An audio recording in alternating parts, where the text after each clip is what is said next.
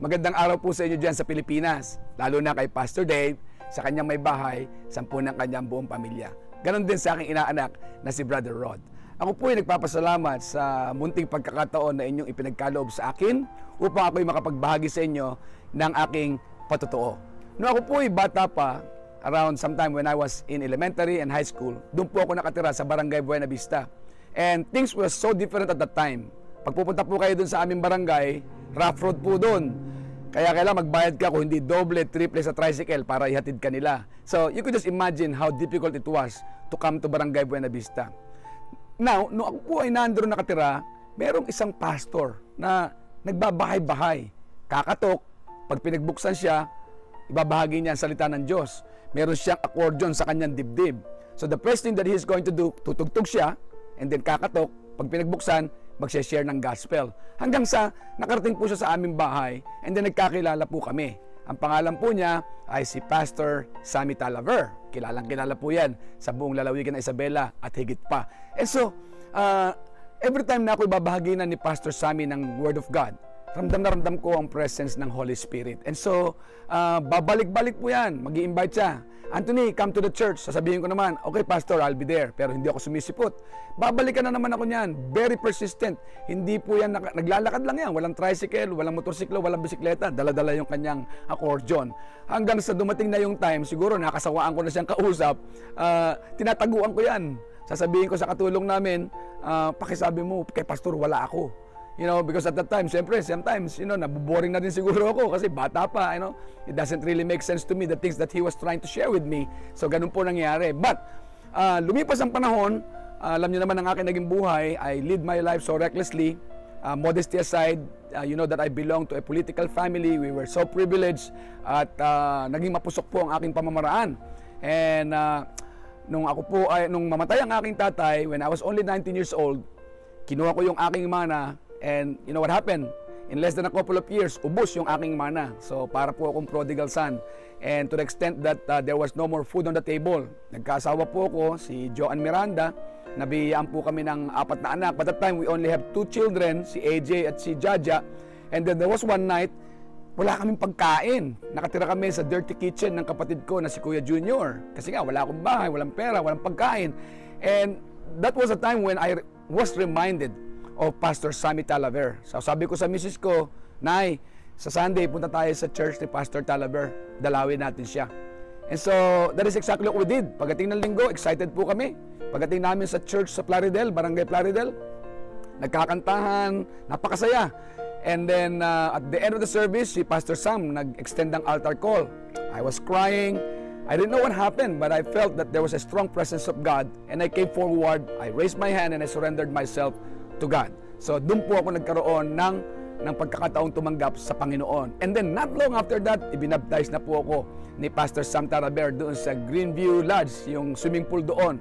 And then eventually, sometime after that, yung misis ko naman ay binaptize niya sa probinsya ng Pangasinan nung kami po ay nag-summer camp. So, having said all of these things, ito yung naging simula ng pagbabago ng aking pananaw sa buhay.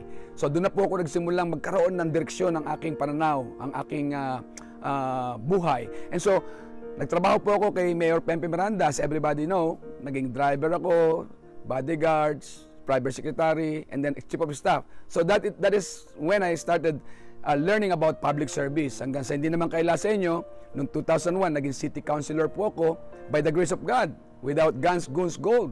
And then in 2004, di ba, sabi nila dyan, paano ka tatakbong congressman? Wala ka namang guns, goons, gold. And sabi ko, meron naman akong God and Gods. And 2004, little do we know, nanalo po ako bilang congressman, and it is all by the glory and grace of God. So, nangyari po nung ako'y naglingkod na sa Kongreso, for 3 years, I was immersed once again into the middle of a strong temptation, and of course, there's a lot of pagka nakahawak kayo ng kapangyarihan, ng pera, and you are so exposed to the world, it is so hard to resist those temptations. So, unfortunately, ako po ay nag-backslide sa pananampalataya natin. And 2007, when I already had the guns, goons, gold, doon naman po ako natalo.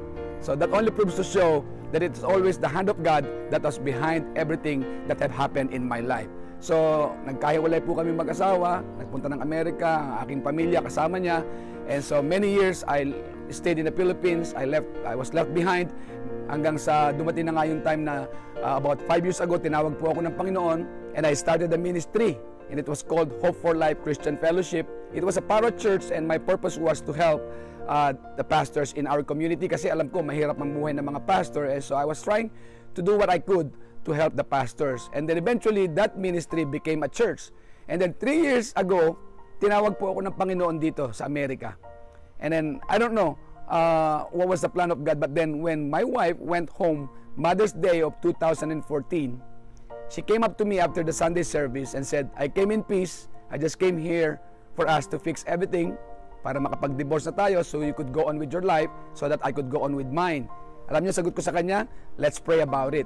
And so what I did, I went on a 3-day retreat. Punta po ako sa lalawigan ng mountain province. I went to Sagada, I went to mountain province. I went to places where nobody knows me, with my mountain bike, with my backpack, all just by myself. I was crying to God for 3 days. So I remember the story of Jonah when he was inside the belly of the big fish, na 3 araw siyang nagnilay-nilay. And the same thing happened to me. I was crying to God, Lord, ito ba gusto mo? Tinawag mo ako na mag-ministry, maglingkod sa'yo, pero ang pamilya ko, wala nagbi-minister sa kanila sa Amerika, sa San Diego. And so, you know, at the end of my 3-day retreat, my elder brother, si Junior Miranda po, called me and said, Tol, punta ka ng Amerika. Alam ko wala kang pera. Sagot ko pamasahe mo. Sagot ko pocket money mo. So I took that as an answer from God. So I came over here and then I went straight to my wife's apartment. Di ko alam kung tatanggapin ako o hindi. To cut a long story short, tinanggap po ako ng aking may bahay. And then eventually, ang sabi ko lang sa kanya, if you would just let me minister to you at least 30 days or 30 minutes every day, and then we'll see if the Lord will restore us, then I'll stay here. If not, I'll go back to the Philippines. But cut long story short, nagkabalikan po kami and we were much more in love than the first time around. Totoo yung sinasabi po nila that is always sweeter the second time around. So pati yung aking mga anak, unti-unti pong bumalik sa akin ang kanilang respeto. And then about more than 2 years ago, when I was here in San Diego, I met this church.